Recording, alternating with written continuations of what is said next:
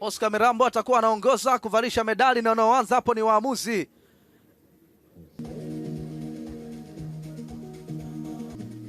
Lakini wakati huo huo ikitangazwa ya kwamba kimpatia peni ya saini mpira ule.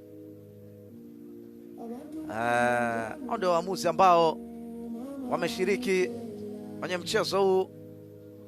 Anaomba kila aliyopo hapo aweke sign. Itakuwa ni zoezi ambalo limekamilika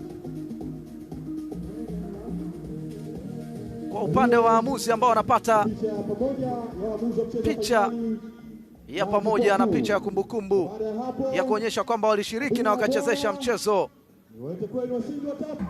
Mbeya City hao hapo wanakwenda kuvaa medali, washindi watatu, na anayeanza hapo ni kocha Anthony Mwamlima. Ndiye kocha wa kwanza anavalishwa medali, wakiwemo pia vijana wengine wakienda kuvaa zile medali, likiwa ni swala ambalo wanamaliza kwa upande wa vijana hawa wa Mbeya City. Jana wale wa Mbeya City akionekana hapo Dickson John akiwa amevalia medali yake na wanaonekana kuwa na tabasamu kwao pia, ikiwa ni sehemu ya mafanikio ambayo wako nayo. Hii ni picha ya kumbukumbu ambayo itabaki ya kwamba walishiriki na wakashinda nafasi ya 3 katika msimamo wa mwaka 2025-26. Ni zamu ya washindi wa pili ambao ni Yanga Afrika, hao hapo wakienda kuvaa medali, safari yao ikiwa ndefu sana,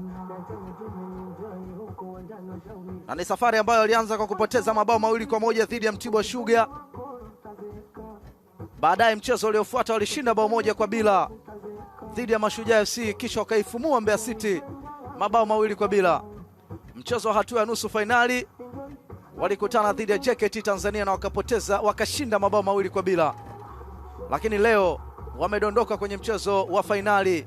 Huyu ni kocha wao, kocha ambaye amefanikisha kwa kiasi kikubwa, na ni kocha ambaye anacheza fainali yake ya kwanza, licha ya kwamba alicheza nusu fainali mara kadhaa akiwa na Azam FC.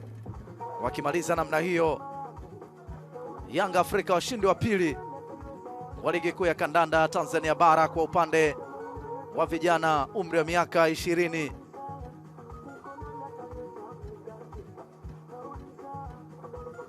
Takachobaki hivi sasa ni muda ule wa kupata picha ya pamoja. Ni Yanga ambayo imeonyesha ubora katika siku za hivi karibuni ama miaka ya karibuni. Kifananisha imekuwa si timu ambazo zimekuwa zikionekana katika hatua hii.